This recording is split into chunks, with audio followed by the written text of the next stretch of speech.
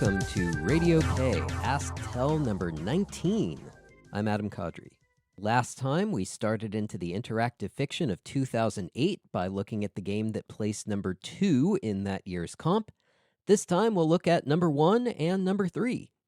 We'll start with Everybody Dies by Jim Monroe, with illustrations by Michael Cho. And returning to talk about it with me is Rachel K. Jones. Everybody Dies took 3rd place in the 2008 comp, and it won the Zizzy Award for non-player characters. So, what's it about? It's a Groundhog Day style time loop featuring 3 employees of the Cost Cutters grocery store who are stuck in a loop trying to figure out what they need to change from the past to keep everyone from dying. And in the story, the only way for everyone to make it out alive is for them to work together and change key moments in each other's lives to prevent their inevitable death. I think I'll venture a little further out into spoiler land here.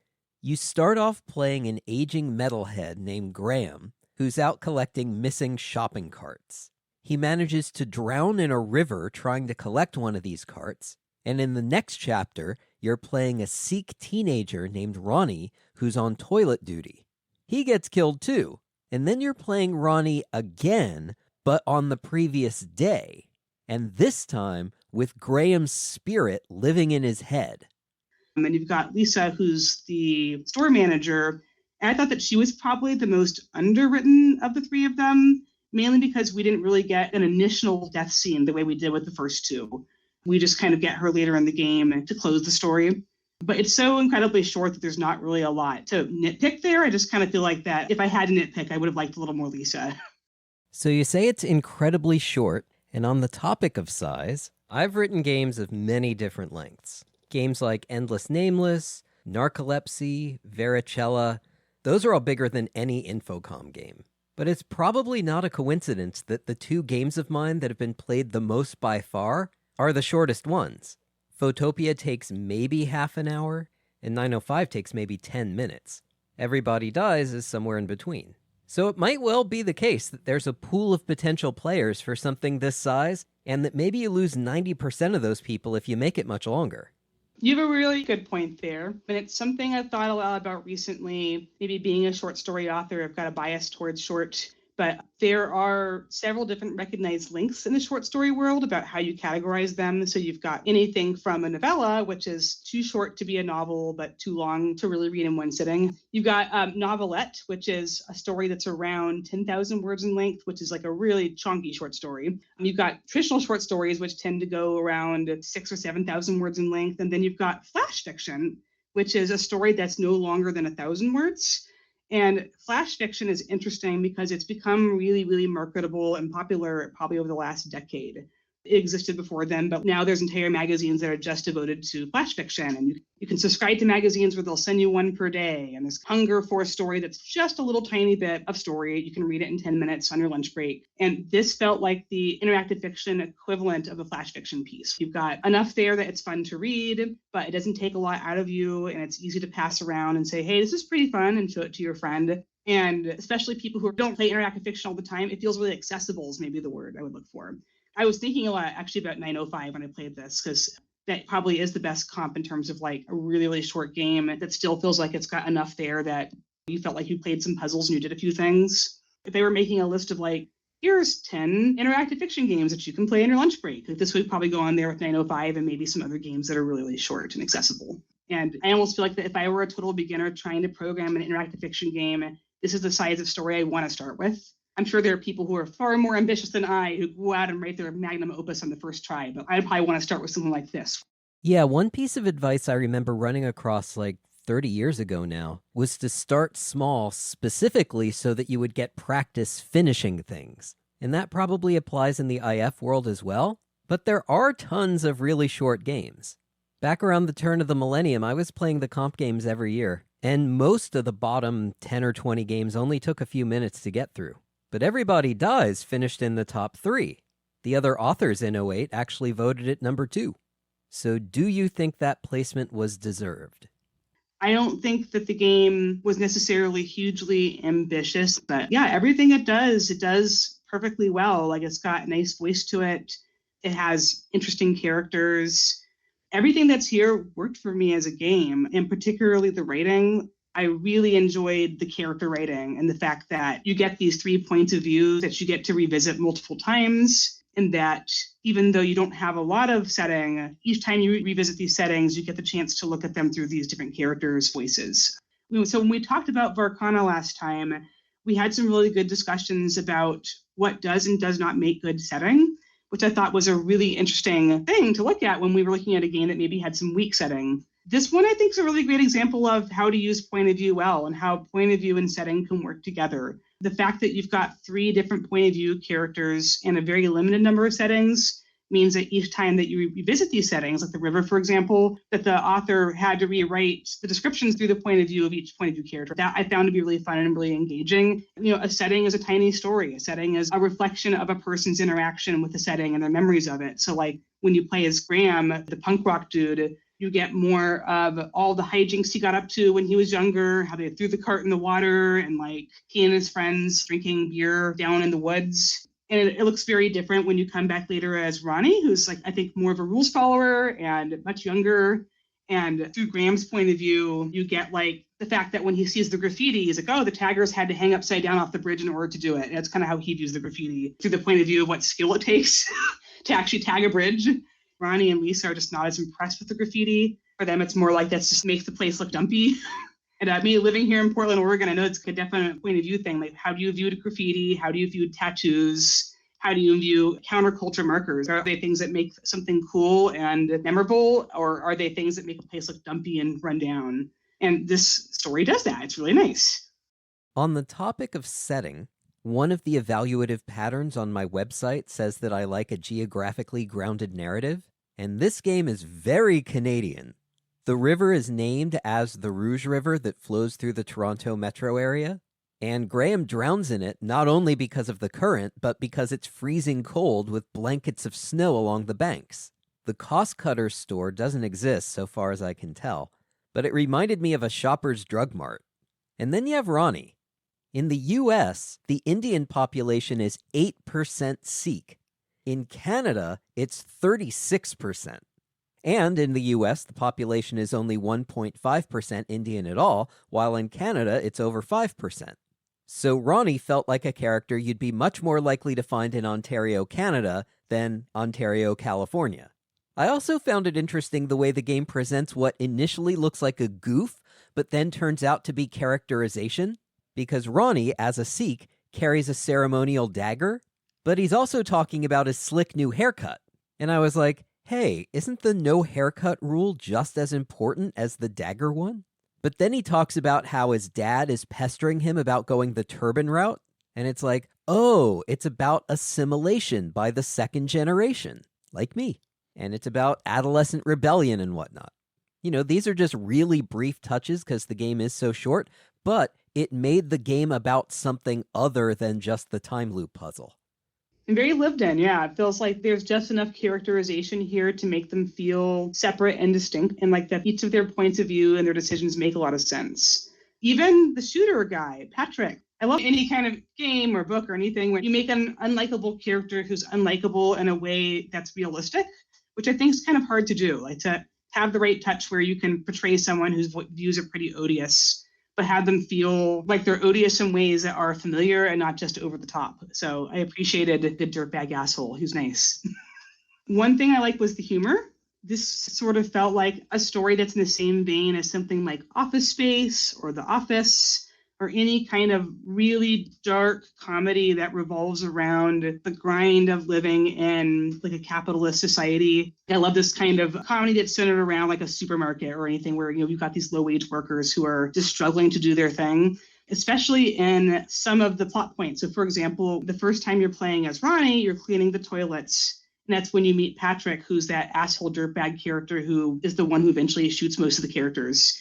And even the way that goes down is kind of darkly funny, I have to admit, is horrible and funny at the same time. But Ronnie's got his ceremonial dagger underneath his clothes, and Patrick's coming in harassing Ronnie and trying to make it harder for him to clean the bathroom and being a total disgusting pig. But as he's doing this, the dagger has gotten turned around underneath Ronnie's clothes, and Patrick thinks it's a boner. So he marches out of the room and he comes back with Lisa, the boss, and she says, Ronnie, is it true you made a lewd gesture towards Patrick? Which I feel like, in terms of like you're a middle manager somewhere and you're working with someone as awful as Patrick, I could just see how you got to address the situation, but you got to do it in a way that's work appropriate. And you're also a woman in this men's bathroom. And it's just everything about it's horrible and funny in a very dark comedy sort of way. So all that really worked for me. Well, that's one place where the game has a bit of a branch. Because you can hide the dagger from Patrick or you can show it to him. And I showed it to him. And the ultimate outcome was the same. It's just that he accused me of pulling a knife on him instead of sexual harassment. But the game doesn't have many other branches like that. In fact, I can't think of any others. And so, here's a question. I'm asking this not to challenge like the worth of the game, but because it's a question that I used to get about Photopia a lot, and I had my answers, but I'd be interested to hear your thoughts on this as a short story writer. So, given that the plot here is largely on rails, as they used to say, why is Everybody Dies a piece of interactive fiction and not a short story? Where does the interactivity come into play? And how did it work for you? That's a really excellent question. Being a person who mainly works in prose, the big restriction with prose is that you experience a story in like a linear direction. So you get one word after another, and the story is built as the reader kind of runs through a tunnel of words. And there's not a lot of deviation. Even if you're reading like a choose your own adventure book, there's still one word at a time, one thing at a time that you're doing, and not a lot of room for branching or for experiencing the story differently. This story, that's really interesting because you're right that there isn't a whole lot of branching in here either. You don't even really get the choice about which character's Groundhog Day to redo first. That said, I did find it really charming as a game that there is this little mechanic that you've got these voices living in your head of the other dead people and that they're there to kind of like talk with and to help solve the puzzles of the other person's life. That felt very game-like to me and something that was really appropriate to present in a game format, even though you could have done that in prose as well. And I think it's probably more satisfying to have that illusion of interacting with the different people in your head and trying to get the Greek chorus's commentary to figure out the locker code or like different aspects of the environment. Like I love the puzzle where you're playing as Lisa, the manager, and you're being interrupted by people in the store. And this mom wants to know whether or not some food has peanuts in it. And part of the packaging is not written in English, so you have to get Ronnie's point of view in order to read the package to see if there's peanuts in it or not. And there's not a lot of that in the game. It's very, very light. So you could have pulled out those elements and just had it be a story. And it wouldn't be that hard to convert this into a short story at all. It's almost a showcase for a bigger idea. Like I could see writing this game and then writing a much bigger game that takes that concept and gamifies it a lot more and gives you more opportunities to think through the points of view and who you're going to use in which scenario. I liked it for what it is, but you have a really good point that it could have been prose pretty easily. What do you think, since you've written a game that's kind of similar? Well, there's more to IF than branching. The thing is, not only is there not a lot of branching here, but just in terms of depth of implementation, Everybody Dies falls short of the standard set by a lot of other high-placing games. For instance, that point you mentioned when you're playing Lisa and you're asked to give a customer information about two products, one called Peanut Puffs, one called Savory Snacks. The game says, I put the Peanut Puffs back on the shelf. So, naturally enough, I tried to put the Savory Snacks back on the shelf. And the game said, I can't see any such thing. And if you're going to mention a shelf, you have to implement a shelf. That's just lazy. In Lisa's office, the game says that there's a calendar on her desk. Look at it, and it says, it's my word a day calendar. So I'm thinking, ooh, fun. Let's see what the word of the day is, and then tear off the sheet and see the next one. Because when an IF game presents a toy like this, you want to play with it. So I tried read calendar, and the game said, it's my word a day calendar. The same message as when you examined it. So what this game lacks in breadth, it does not make up in depth. Where the interactivity does come into play is in the fundamental mechanic behind the handful of puzzles that the game does have. And this is a mechanic I don't recall having seen before. For instance, take the point when you're Ronnie and it's the day before Graham dies. Your task is to get the cart out of the river so that Graham doesn't try to get it the next day and drown. But the thing is, even though you, the player, know that the cart's there, Ronnie doesn't. You can have him look at the river, but the description doesn't say anything about a cart. You need to get Graham in Ronnie's head to look at the river, and Graham's like, oh yeah, there's that cart there. And now that it's been brought to Ronnie's attention, you can go get it.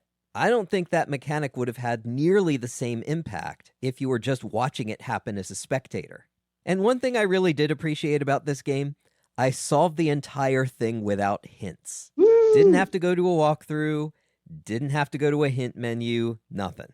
So for those of us who are not of a particularly puzzly bent, I'd say this game is a good one to try. It's not that hard to solve, but it's just challenging enough to provide a sense of accomplishment. You get your free dopamine hit, and that's what we're really looking for here. Just that high of not having to cheat to solve this game. Did you have the same experience? I found the puzzles pretty easy once I got the concept of what the game was trying to get me to do. The only thing I got stuck on was at the very end. There's this puzzle where, in order to prevent this bad guy who's going to shoot up the workplace from being able to do his thing, you have to swap his name label of his locker with the name label of the resident stoner, so that when the manager comes by to investigate all the lockers for some monthly checkup, that this bad dude gets the weed pinned on him and therefore gets fired. And it's not a hard puzzle once you figure it out, but I got caught in one of those guess the noun or guess the verb loops where I knew what the game wanted me to do, but I could just not quite put together the right combination of words to actually make the label swap happen for some reason.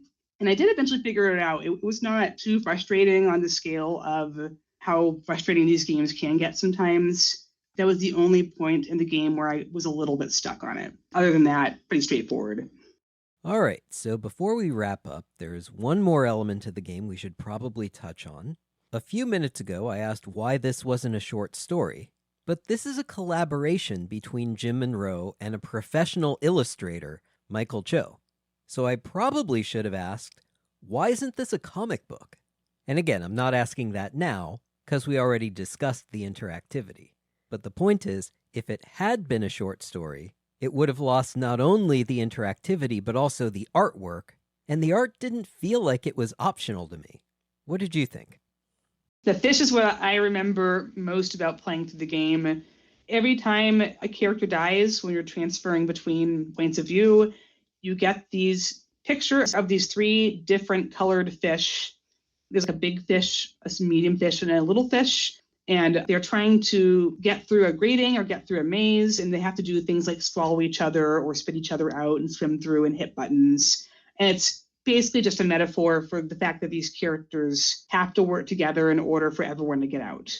And they're cute, but I know that from what I could tell from looking through things on the internet, the game was considered notable for these graphics back in the day. And they are very nice, like they're not amateurish, but I'm just curious if you have any insight about where this sits in the history of interactive fiction in terms of like putting graphics in games. I'm not really much of an IF historian, but I do remember a handful of games that incorporated graphics. There was 6 Stories by Neil Guy back in 1999, and Guilty Bastards by Kent Tessman the year before that. The graphics were tiny, like 320 by 240. Or not even that. I remember that the pictures in Guilty Bastards used a Photoshop facet filter to give them a little bit of a painterly quality. And they weren't just a now and then sort of thing. There was a box in the corner that always showed you the setting. But I can't think of any other games up to this point that deployed art the way that Everybody Dies does. The interludes with the fish wouldn't really have worked in text. I guess you could clear the screen and have a little vignette, like, somewhere in the watery depths, a blue fish swims along with an orange fish inside it. But I don't know. Spelling out a motif like that feels like it puts so much emphasis on it that it spoils the effect. I'm not sure that the game would have been any different if we didn't have the art, but it was nice to see it. I mean, I wonder if there's any analog there to like the Infocom feelies and how back in the day when you bought an interactive fiction game that was professionally made, you get the whole packet of artwork and all the cool stuff that came with it. To some degree, it kind of tapped into that place with me. It's always fun when a game comes with stuff, even when it's just online. All right, well, we said that this game takes about 20 minutes to get through, and we're about to hit the 20-minute mark on this segment, so what's the final verdict? I thought this one's great. I got to say, for what it was, very short, very accessible, and I like that it does everything it sets out to do, and it does it elegantly and well, and I would have liked for there to be more of it, but I also understand that that's just a complaint of maybe the length of game I wanted to play and not a problem with this game itself. Yeah, nice game. No complaints. Next up, we have Violet by Jeremy Fries. And just as Lost Pig dominated the awards for 2007, this game dominated 2008. It won the 2008 comp. It also won the Zizzies for Best Game, Best Writing, Best Individual Puzzle, and Best Individual Non-Player Character, and was nominated for a whole bunch of other awards. For the top 50 of all time, it's placed 4 times, and the polls only run 4 times.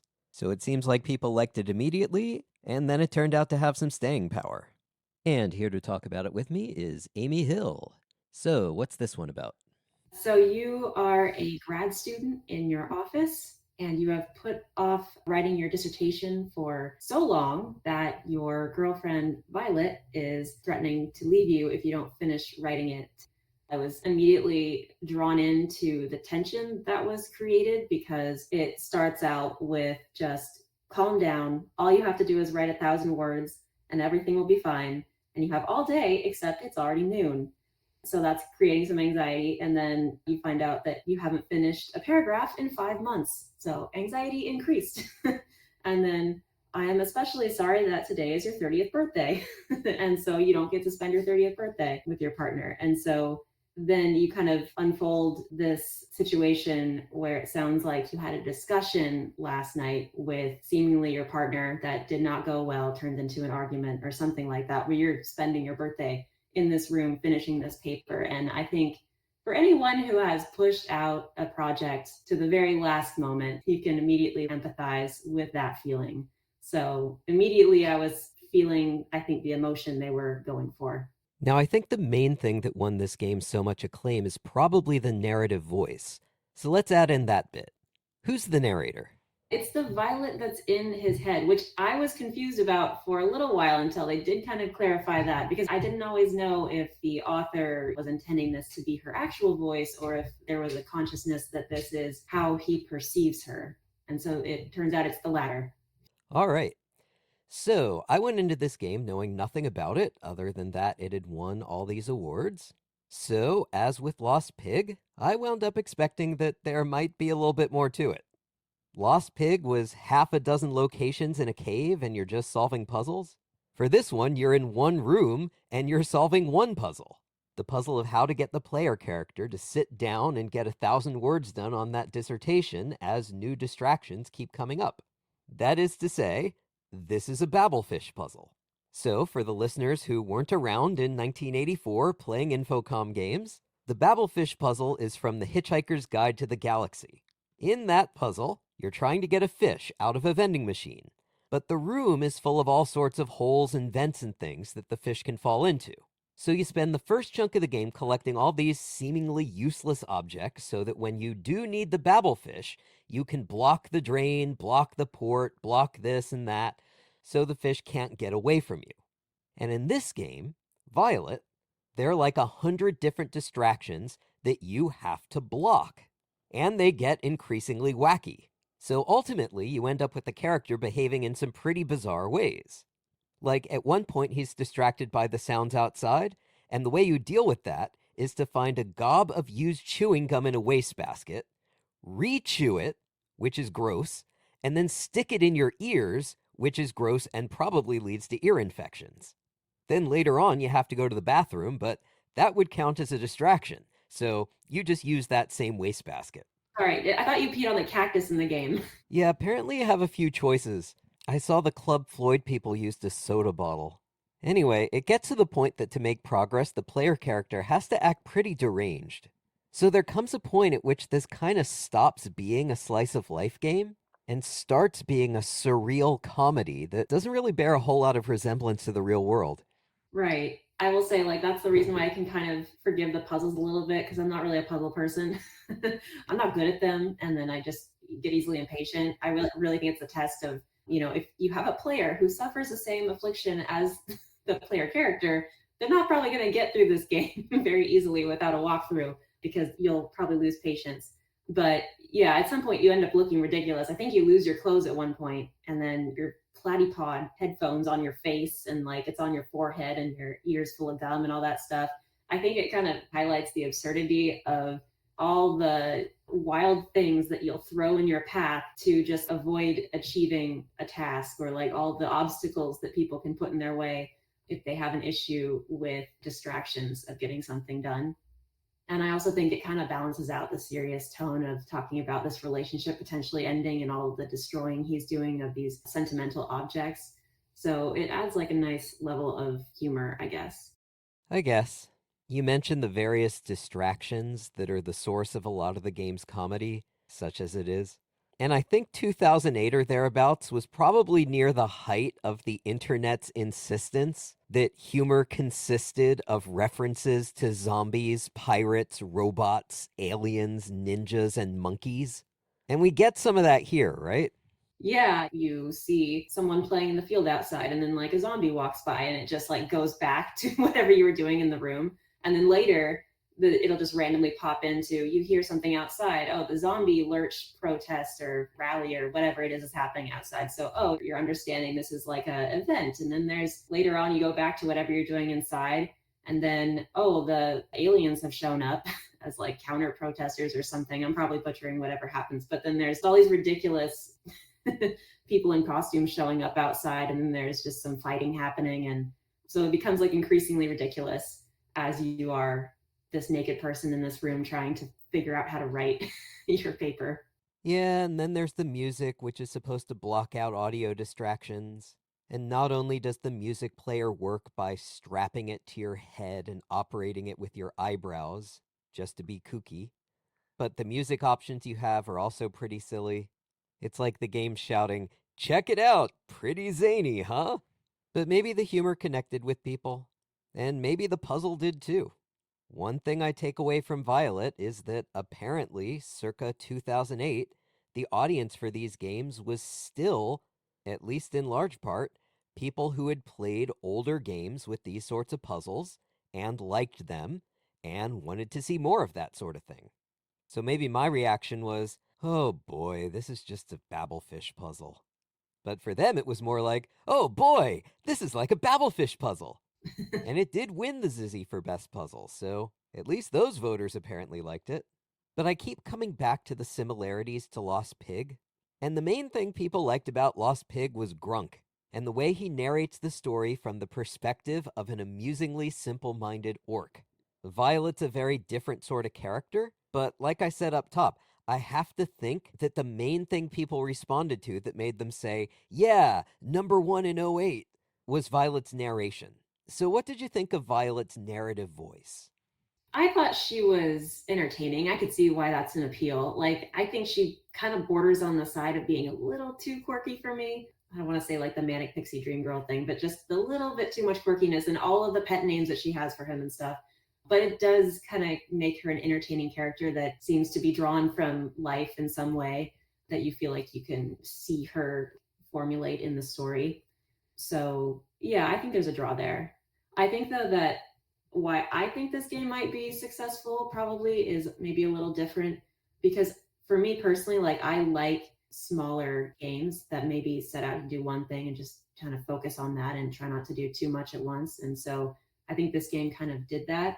And it also made you really feel the anxiety, I think, associated with trying to finish your dissertation, in the way that there are multiple distractions in the game, multiple stories going on at the same time through like what you're hearing outside, what you're hearing through the door, what you're hearing on your radio, and then also trying to finish your task. So there was sort of a more like visceral response to that. And so that's why maybe I would find it an interesting game over others. But yeah, maybe it's just my personal life. I've been really this last year trying to deal with my own anxiety in a helpful way and be more mindful of how I spend all my time. And so this kind of struck me there, where I'm like, oh, maybe, I'm being punished for wasting time and not doing my task, which is interesting. It's not like, having a time frame as if you were being chased by a dragon in a game or something like that, where you literally need to survive. You're just being punished for not doing your work or not doing your task. And so I kind of thought about how I maybe avoid tasks or avoid using my time wisely in my daily life. And I guess getting me to think about that was sort of a positive outcome from, even though it's frustrating that you can't spend all this time exploring your surroundings. Yeah, I'm gonna assume that this is relatable to almost everyone. Maybe not Stephen King. But as you know very well, I can relate to this in that I have my own major project that I've been working on for years, but which has been unfolding at a glacial pace. And for a fair chunk of those years, that's because I've been swamped at my day job. I've had to take a ton of paying work so that I can keep a roof over my head. But not always. Even when I've been able to clear some time in my calendar, it's like, well, I can't focus on working on my book today because I have one 90-minute tutoring appointment later today. Or I can't focus on this next chapter because I've got to go get groceries later. So I'll just catch up on the Marvel TV shows, or play randos on the chess server, or, like we see in the game, clicking around from checking email to reading the news. And uh-oh, what if something in the news leads me to look up something on Wikipedia? Once I start clicking around there, that's an evening gone. Yeah, and I guess I feel like the idea of wasting time is not necessarily like, spending time watching shows you're interested in, but more so like the intentional distraction of, oh, I clicked on this thing, now I want to go click on this thing. And the whole process is driving you away from doing something you might actually enjoy or spending your time in that sort of way. Yeah, it's an ongoing problem. And I think about, like, this was written in 2008, right? Yes. So yeah, I mean, I was like a senior in high school or something, and I didn't have a smartphone then. So that's my main source of distraction nowadays, I would say. But still, even back then, I had a laptop and I was probably multitasking on there at the same time. And you can easily say, oh, this is a problem of the smartphone age, but it really isn't. It's throughout time we find ways to distract ourselves. Yeah, I know for sure that it's not just about the smartphone age because I don't have a smartphone and I'm probably worse than 90% of smartphone users when it comes to getting distracted by stuff. So I've definitely been in the place of this player character. I've also been in Violet's place. When this game came out, I was also in an international relationship with a graduate student. So this really hits home. Yeah, I'm not going to say too much more about that in a public forum, but I thought I should mention it because otherwise it would be like if you were a chef and then you reviewed the game You Are a Chef without mentioning that you are in fact a chef. But since we're talking about distractions, how did the beginning of the game go for you? Did you get straight to the writing? I did not do what I was supposed to do, which is to sit down and write. I was exploring all the areas of the room. I was looking at the desk. I was looking at the computer like you do. And then when I opened the stuff in the trash can, all of a sudden the game ended and she's like, oh, I'm sorry. You should have been able to sit down and write by now. And so I was like, oh, okay. So we really have to focus. That kind of took me for a surprise. And I ended up finding that a few times by like falling off a stool around the room. When I did start to try and just write the command write, you run into other obstacles that keep you from writing. So whether it was my own fault or the faults of the player character who's kind of working against you too, I did end up failing several times throughout the game, which was kind of frustrating. Yeah, I had the same experience. I also hit one of those game over messages quite early on. And the reason for that is that even though the narrator is telling you, come on, get to it, just sit down and write, the fact is that the author of the game, or the implied author if you want to get into narratological jargon, has set up an environment in which there's a ton of stuff to look at. There are objects nested within objects, like the desk has drawers, and each drawer contains objects, and some of those objects have different parts. The computer has apps, and you can look at each individual app, and so on and so forth. So there's a lot to look at up front. And I recognize that the character within the game doesn't need to look at any of this stuff. For him, or her, because you can play as female, looking at everything in the office actually is wasting time, like Violet says. But for the player, out in the real world, getting acquainted with the environment is necessary to make progress. So it's kind of pissy for the author to say, oh, I gave you all these objects, but you weren't supposed to look at the objects, so now you lose. Yeah, that's a good point. I didn't really think about it that way, that like, yeah, obviously you're in your own office. You wouldn't need to look at all your own stuff. That totally makes sense. I did spend like probably the first half of the game kind of confused because I've never been in this kind of relationship. To me, it felt a little odd that she was so on you for finishing your work, mostly because in my relationships, trying to keep work and relationship stuff separate, although maybe that's not so true nowadays running my own business where there's some overlap, but I still do try to keep things pretty separate. So it was a little odd to me that she was so involved in telling him to finish his work. And I guess that also leads me into another point where I don't know how healthy a relationship that is, where he sees her as sort of like a caretaker who is managing his procrastination tendencies and making sure he does get his work done. I just feel like that dynamic isn't the most successful because it's not treating each other like equals. She's kind of like being the mother figure in the relationship. So I think there's sort of a fundamental problem with their relationship boundaries there. This is not a policy I consciously developed, but I've never had my romantic partners read the stuff I was working on. And it's not because they wouldn't be interested. Everyone I've had a long-term relationship with knew my writing before she knew me personally. And it's not because I don't value their opinions. One thing my long-term partners have all had in common is that they've just dazzled me with their insight. But for some reason, having them read stuff that's not done, it just feels like worlds in collision or crossing the streams or whatever phrase you like. So instead, I've generally had long-distance friends read my stuff when it's in progress. And part of that is to engineer occasions to stay in touch. But considering that ultimately I'm trying to reach an audience of people who don't know me, I mainly want to see how the material works for people who aren't intimately involved in my life. No, I think you're on the right track. You know, in my own relationship, he's always been great about supporting all the work I do and stuff. And I think you just have to know you're there for more support than, I want to say like hard criticism, but like there's just certain boundaries you want to keep there. So helping you when you need a little extra help or throwing around ideas together can be okay. But like, yeah, you want to have some boundaries that are separate so that your work can be your own and you don't have any other unnecessary stress or pressure put in that field, so that, I don't know, you can still have your own identity attached to it. There's not too much overlap in that way. I basically agree with you that there should be some distance with the people that you see every day, and finding people who have valuable opinions that are maybe a little bit more like separate from your everyday life is probably the best balance. One thing that just occurred to me is that you've been suggesting that this relationship is kind of dysfunctional, that Violet is a mother figure and that the two of them have problems with boundaries. So let's say they went to couples therapy. One therapeutic technique that I've seen on TV at least is role playing. Take on the role of your partner and see things through the opposite perspective. And in a way, that's kind of what this game is. We don't actually see the relationship directly. The narrator is the protagonist role-playing as Violet, which tells us a lot about how he sees the dynamics of the relationship.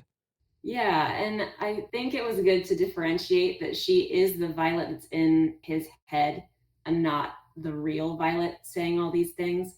But she does come across as motherly in the way like, oh, I wish you would do this. And it almost turns into like some nagging, I feel like at times, which sort of makes me feel like that she is written through sort of a male gaze. And like I said, like that could be appropriate for this being in his head. But then there's also, you know, you hear Julia outside the door, who is your ex-girlfriend, I guess, and she's also bashing Violet and Violet's handmade art sculptures that she does. And then Violet's all jealous of Julia, and it's just not realistic in the way that these two are just so insanely jealous of each other. They're going to be talking about each other when he happens to overhear her in the hallway and in his own head. So there's some facets of Violet's personality, while she does seem pretty realistic overall in the way that she describes their memories together, does feel a little bit like motherly, but also like a stereotypical way a man might view a woman. So you mentioned that Julia badmouths Violet's art projects. And you also mentioned a few minutes back that the player character actually ends up smashing up those art projects. So did that strike you as another red flag? Oh, yeah. So towards the end, you need to disassemble some of the makeshift items that Violet has made for you in the past in order to create fewer distractions for yourself to finish your writing. So there is this makeshift frame that is got a binder clip attaching the sides together. And for some, I can't quite remember why, but you need the binder clip to like hold your nose so you're not smelling something, I think. And so you have to like smash the frame so you can get the binder clip out of it to hold your nose shut. It does feel like a pretty heavy-handed metaphor of you have to break the foundation of whatever your relationship was before in order to make room for like the new version of your relationship where you do finish your writing and you do make the changes necessary.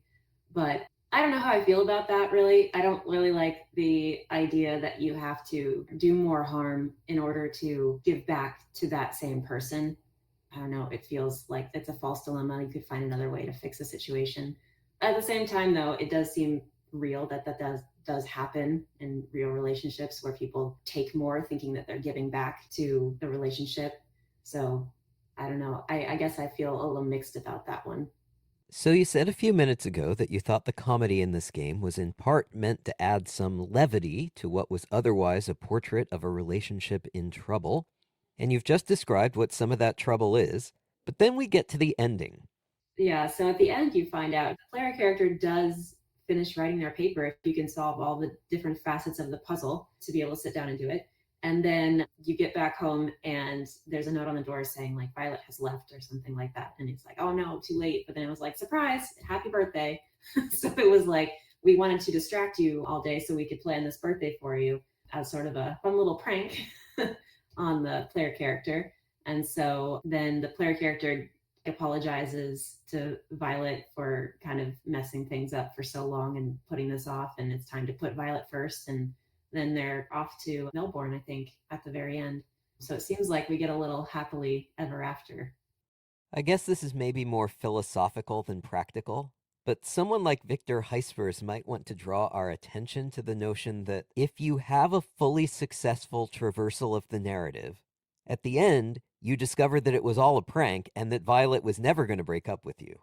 So if you fail, and she does break up with you, does that mean we're in a different reality where it wasn't a prank? Oh, that's a good point. Well, it's kind of his perception, right? Right. In the world of the game, if you believe that there is such a thing as the world of the game, I guess that what that means is that the voice of Violet in his head breaks up with him, and then he slinks home, feeling like a failure, sees the note about Violet leaving him and thinks this is exactly what he expected, and then it turns out to be a surprise party. So what happens the next day in this failing playthrough? Does he admit that he couldn't even get in his 1,000 words? And Violet says, oh, I didn't actually care about that. I was just setting up for the birthday party. And then I guess maybe they have a conversation about what happened, and he says, look, I couldn't even write 1,000 words. This is a sign. I gotta quit grad school. But that's almost exactly what happens in the winning ending also. He does get his 1,000 words done, but he says, this was not worth it. I gotta quit grad school. So ultimately, it looks like this is a story with zero stakes. Things will turn out exactly the same way, regardless of the player's success or failure. Yeah, it was a little unbelievable that all is good and everything's happy at the end because there's no way, like, this relationship clearly has some underlying issues with the way he perceives her and things like that. So I don't buy that it's like happily ever after, even if he does finish his paper. So, with that in mind, what's your overall evaluation of Violet? The game, not just the character. Yeah, overall, I did like this game. I think I like it more on paper than maybe in actually playing it because the puzzles were so involved, and I think that was a little much for me. But I like that it made you evaluate maybe yourself and how you treat your own time and how you treat your own procrastination tendencies, and also having you like experience that viscerally in the way the game is written and the way that the information pops up back and forth. So to me, it felt like a good piece of art in that way that it really exposed my own vulnerabilities. So to me, I think it was successful and a solid game. And so better than most I've played, probably. I think I'm a little bit more on the fence. I thought Violet's voice was interesting, even charming a lot of the time. But the fact that it was ultimately just a big Babelfish puzzle means that this wasn't really for me the way that it might have been for that surviving remnant of Infocom gamers that might have been voting for these awards in '08. And it makes me wonder whether the fact that Violet has slid down the top 50 rankings a little bit from 2011 to 2023 is just a matter of a bunch of new games being released during those 12 years, or whether it's about some turnover in the audience, with an influx of people who don't remember Infocom or maybe even don't even remember my generation of hobbyist games, but would rather just be clicking around in a Twine game. Yeah, several recent years, majority of games are Twine based. So yeah, I think that if I were to pick this up as a first time game nowadays, it'd be a little off putting with how much the puzzles are in this one. I think that the parser style plus the elaborateness of the puzzles.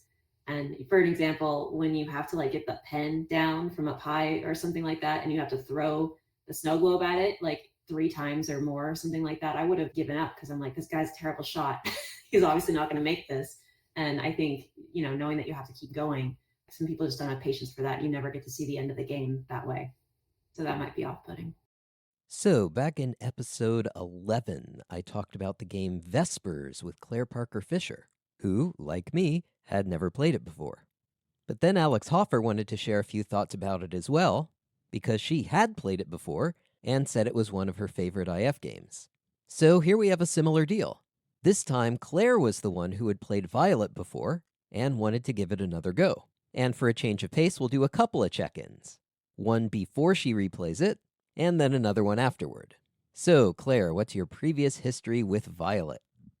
So I played this game when it came out, and I remember it was my favorite game of the competition that year. I think largely because it was well written and well implemented. I also remember a lot of details about it. I feel like this will be a very fast playthrough because I'm pretty sure that I remember the solution to all of the puzzles, which is weird because I haven't played it since it came out. So my basic thoughts about this game before I play it again are there are like a few things about it that I think about from time to time. One of them is that this is an interesting perspective for an IF game. The narrator of the game is the inner projection of the player character's girlfriend, so it's not being told by his girlfriend, but by his imagined version of her in his head, as he is doing some pretty cruel and callous things to the creations that she has made that symbolize their relationship together. As he's sort of destroying all of these pieces of cutesy art that she's made for him, that kind of stuck with me as this heartbreaking thing to do. And I could sort of imagine that if I made something for my partner and he destroyed them in order to sort of selfishly attain his own aims, even if it was in the name of our future happiness, that would be pretty upsetting for me. And it was interesting that he was imagining what she would think about him doing these actions. Another big thing that stuck with me is the idea of this horrible procrastination, and I really empathize with that. And I continue to even more throughout my life. So this game came out when I was in college, and I think it was my senior year of college, probably when I was about to start working on my thesis in earnest, which was the first really big academic project I ever had to do.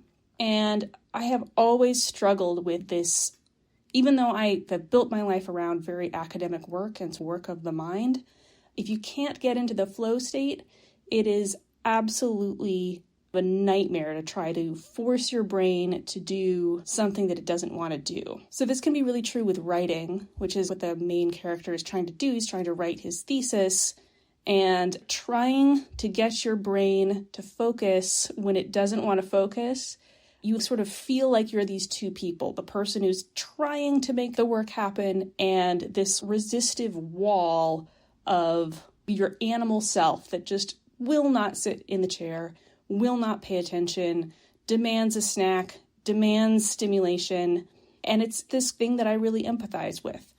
If you can't get into that state where your whole being is focused on the task, it is just awful. And I've never felt that way about physical tasks. Like once I have committed to building the IKEA furniture or doing the dishes, I can pretty much just do the whole task without this feeling of resistance. But when it comes to, say, grading a stack of papers, boy, that other half just really rises up. So even though I think that the player character does some pretty awful things to Violet's creative output, I understand and empathize where he's coming from, that he's fighting against these multiple parts of his psyche. And then I think the final reason this game sort of sticks with me is that it's one of those pieces of media that absolutely fails the landing. And I think that that's always really interesting. Like the book that makes it to the last 5 pages and then puts something in that just ruins the book. And this game absolutely does that for me. So the revelation at the end that Violet has actually been secretly watching the player character this whole time through cameras, that's just insane. It takes her from being this overly quirky but lovable, supportive, caring person into just like a psychopath. That is an absolutely unforgivable thing to do. And you just can't imagine them living their like cute, adorable life in Australia after she had done something so horrible and shocking and bizarre. So just complete miss on the ending there. Does not stick the landing. So I'm interested to see what I will think after I play it again. All right, so in order to avoid a couple of hours of dead air with occasional typing sounds, we'll now skip ahead in time a bit.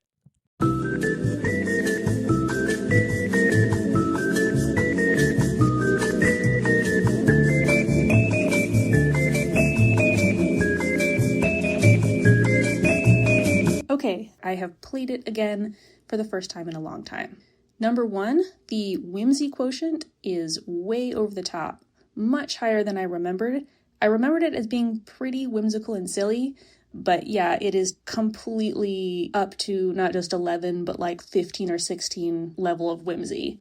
Like the Zombie Lurch was pretty fun when it was a level that made sense, like college students having fun on their campus. But then once the aliens and mole people show up, it's almost unreadable. Speaking of whimsy, Violet is manic dreamgirling as hard as it's possible for a character to manic dreamgirl. She has an MFA, and yet all she does is do fun, silly projects to spark up the life of her boyfriend, at least as far as we are aware. And that's a little grating, a little tiresome. The main character's destruction of Violet's gifts, I guess it makes sense to me why I remember that so much, because that is really sad and heartbreaking, and it's kind of like brings the whimsy level down. I think especially when he destroys the picture frame that Violet made, and she says something like, yeah, that just sucks. I really liked that frame, and it's really awful that you had to destroy it. She does then immediately forgive him, but again, this is his projection of her, so he wants to be forgiven, and so it makes sense that his projection would immediately forgive him, but it does cement the seriousness of the situation. Speaking of the situation, I didn't remember that Violet had given him an ultimatum that she was going to leave him if he didn't write his thesis, which I guess it upped the stakes in a way that I didn't really think was necessary. Like, if you're at that point, I think your relationship's kind of over, pal.